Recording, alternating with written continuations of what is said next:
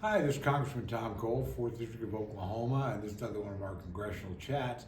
Been an exciting week for me personally. I got to begin the week really over the weekend by going down and joining the president at Mar-a-Lago for a dinner and a discussion. And the president spent the weekend literally meeting with Republican members of Congress. On Friday, he met with the most conservative members we have in the Freedom Caucus. On Saturday, he met with members that represent what are called the SALT states. This is state and local taxes where they have very high state and local taxes, and these are people that want to raise the deduction, and that is the amount that they have to pay here at their locality. They don't have to pay a second time federal taxes on that revenue. We have a $10,000 limit to that deduction. Some of them want that raised.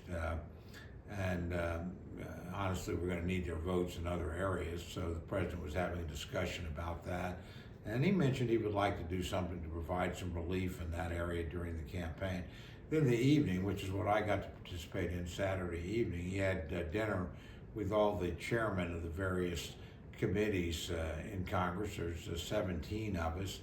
I had the great privilege of being seated right next to him, literally to his right at Mar-a-Lago, and we had a really animated discussion about what he wanted to accomplish in terms of tax policy, what's called reconciliation, what he wanted to do in defense, what he thought the prospects were of moving the budget toward balance and getting the economy moving more rapidly. Pretty thorough discussion of that. It was a great evening, and this was more about finding out where everybody was at and gathering ideas. And then the next day he met. He met with my colleague Stephanie Weiss of another group called the Main Street Group, and she's a leader in that. So again, it was an awfully good weekend, but one where the president stressed how important it was for Republicans to work together, particularly with a narrow margin in the House, and how much he was looking forward to taking office. So, again, very helpful in building lines of communications, getting literally directly from the horse's mouth, so to speak, what the president thought we should be doing and what he thought our prospects were going forward. This week, we've had some important legislation on the floor. We've had a piece of legislation that dealt with providing protection for women who have been assaulted by illegal aliens, not unlike the so-called Lake and Riley bill. This is a building on a theme to try and provide additional law enforcement tools and powers to deal with the population, honestly, that entered the country illegally, and those amongst them that are predators can be prosecuted and kicked out of the country and denied parole a lot more quickly. We also had something that's controversial in some quarters, I don't think in Oklahoma, which is we don't want biological males competing in women's sports. And to most of us, that's just a question of equity. Women's sports ought to be for biological women. If you're a biological man, even if you have a gender identification issue, you physically have advantages that just simply give you an unfair edge in any kind of competition. And so that's something I think Republicans feel strongly about. I think that's something Oklahomans feel strongly about. And again, it's just a matter of fair competition. Men and biological men ought to compete against one another. Biological women and women ought to be competing against one another. We shouldn't have that confusion. If people have a different point of view, that's fair enough, but I think that's where the majority of Oklahomans are on that. Then we also finished staffing out the committees this year, and that's a lot of work for me on the Appropriations Committee. We had different movement of subcommittee, and I'm very proud of my colleague Stephanie Weiss. She picked up an important new committee, Transportation, Housing, and Urban Development. I used to chair that subcommittee. It can have an enormous impact, particularly on roads and infrastructure.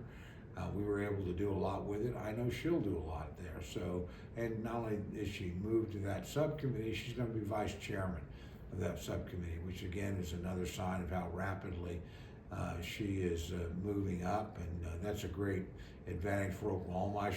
I'm sure she'll be telling you through her own media about everything else she's up to. So I don't want to, steal her thunder, but I'm just proud of her. I want you to know in our district how fortunate we are to have Stephanie Bice as Oklahomans in the Congress of the United States, because she doesn't just work for a district. None of us do. We work for the state, and we work well across our geographic boundaries. But she's an exceptional member of Congress, and I'm very proud she's on the Appropriations Committee, where I'm privileged to serve as well.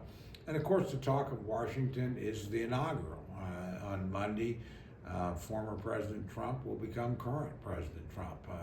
We take the oath of office. It's interesting. Those of us that have been here for the last two, they've been tense and angry,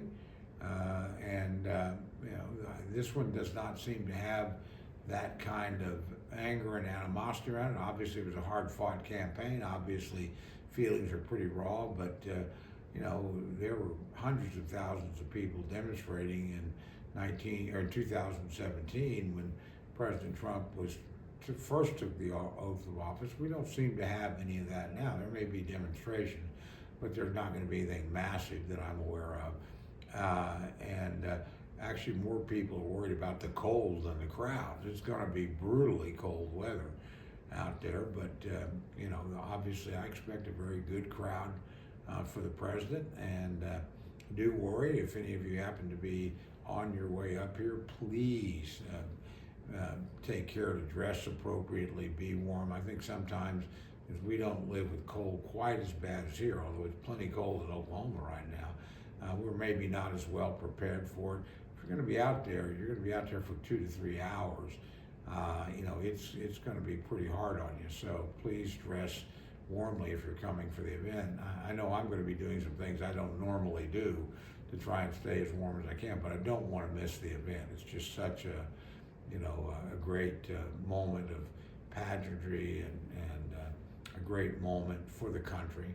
I've been to every inauguration since I've been privileged to be in Congress, but quite a few before as well. And I think if you're in public office, it's just a sign of respect. I mean, obviously I didn't agree with President Obama or President Biden on a lot of issues, but I certainly went to their inaugurations and thought that was the appropriate thing to do. I know a lot of my Democratic colleagues will be here as well for the very same reason. I must say, we're all joking, please, to all the speakers. We want you to say whatever it is you think is important for us to know, but we want you to practice Lincoln's, if he gave the greatest political speech in American history, the Gettysburg Address, in less than 3 minutes, we'd sure like something like that. Shorter would probably be better, given how brutal the weather's going to be.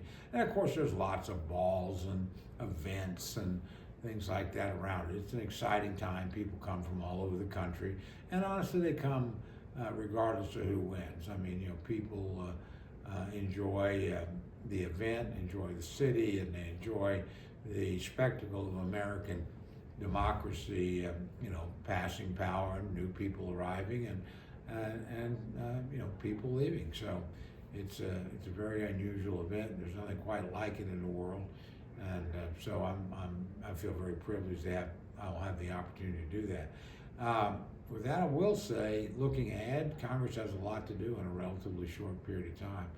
We need to finish all the appropriations bills by March 14th. I'm the chairman of that committee.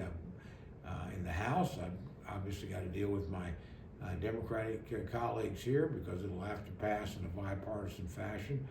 And I have to deal with my Democratic and Republican colleagues in the Senate. Again, it has to be bipartisan. So we're in negotiations now about what's the top line and what are the allocations by the 12 different subcommittees. And we're making good progress on that. And then, of course, the largest thing that you're reading about is what's called reconciliation. This is basically a massive legislative effort to try and save most of the Trump tax cuts from 2017, and to also add new ones and do things that will stimulate economic growth and hopefully narrow the deficit over time. And that's usually a pretty partisan exercise. It'll be Republicans only bills. Republican majority in the House is very narrow, and there's lots of conflicting interests within the Republican Party. So bringing everybody to the same page, which is actually what President Trump was trying to do in Mar-a-Lago last weekend, is going to be absolutely critical. And that will be the dominant legislative activity from now until it gets done, which will, we have a very ambitious goal. We're hoping to get it done by the end of April. But I would just say stay tuned, because a lot of things have to go right for that to happen. It could easily take longer. To be honest with you, it might not work at all. But if that happens, we'll have the largest tax increase in American history, because all the tax cuts that President Trump engineered will come to an end. So that's a powerful incentive if you're a Republican, to make sure that we get the job done and don't allow a tax increase of that magnitude to hit the economy, because I think the economic consequences of it would be considerable, and could put a lot of people out of work and slow down the economy. That's something that none of us want to do. So with that, again, I expect we're going to be doing a lot of these discussions in the weeks ahead, because there's just so much happening in Washington with the new members, and also, I'm sure this doesn't affect me in the House, but you saw the hearings happening this week, the first hearings on the cabinet nominations for President Trump, and have to tip my hat a little bit to my colleagues in the Senate, James Langford and Markwayne Mullin. I'm just so happy to have them there. And it's, we do watch the Senate. We make fun of the Senate and the House. They make fun of us. But I must say, I watched particularly Senator Mullin's performance in the Secretary of Defense, and I found it very compelling and very moving. And James Langford's always one of the most thoughtful legislators that we have. Always asks the best question. Always makes you proud, because he really, he has a wonderful demeanor about him, and gets to the point without ever disparaging the individual or engaging in cheap shots. He's just, he's a role model as a human being as well as a legislator. So again, nice to watch my colleagues, and again, that's a lot of extra work for them that thankfully in the House we don't have to do. We've got our own unique job to do, but again, I recognize the importance that both our senators are playing in this nomination process, and honestly, both of them will play legislatively down the road. So with that, I hope you and your family are safe and well and warm. Good luck. God bless. We'll talk again soon.